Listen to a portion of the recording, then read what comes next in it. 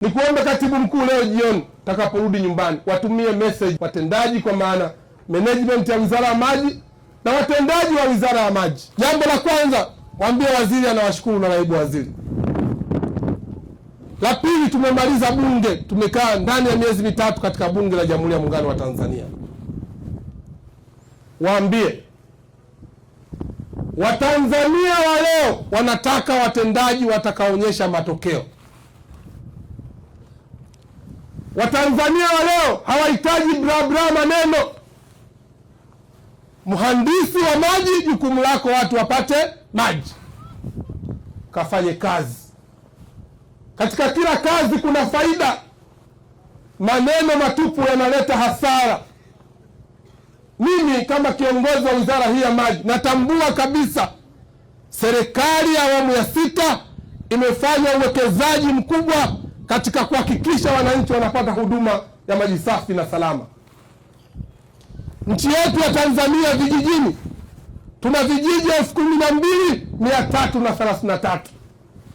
Kupitia wakala wa maji vijijini RUWASA tumeshafika vijiji 10,758. Tumebakisha vijiji 1,575 tu, maeneo ambayo yote tumejenga miradi ya maji. Wananchi wasipewe maji kihisani, wananchi wapate maji ya uhakika. Haiwezekani mwananchi leo mradi umejengwa milioni 500, mradi umejengwa milioni 900, mwananchi anateseka juu ya adha ya maji. Unauliza kwa nini mwananchi ana maji, unasema luku imekwisha. Hatutokuwa na msalie mtume, tutafukuza watumishi ambao tunaona wanatuchelewesha katika kuhakikisha wananchi wanapata huduma ya maji safi na salama. Mamlaka za maji, Mheshimiwa Rais amewekeza kwenye mamlaka za maji. Leo tuna miradi ya miji 28, tumefika maeneo mjini zaidi ya 90%. Leo unakuta baadhi ya maeneo maji yanapotea, mwananchi anatoa taarifa maji yanapotea, hakuna mtu wa kwenda kuziba maeneo yale, hana habari. Hatutotoa nafasi kwa mtumishi mzembe wa aina hiyo, tutachukua hatua.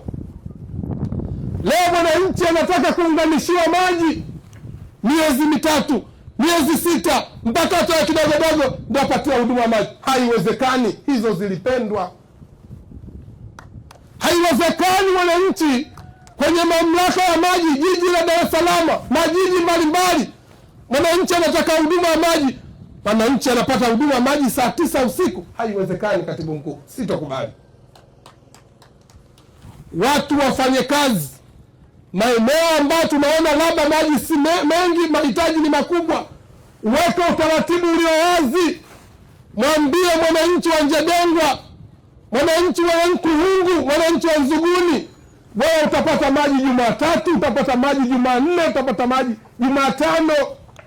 Manake unampa nafasi ya kuhifadhi, sio unampa maji saa 9 usiku au alfajiri. Haiwezekani.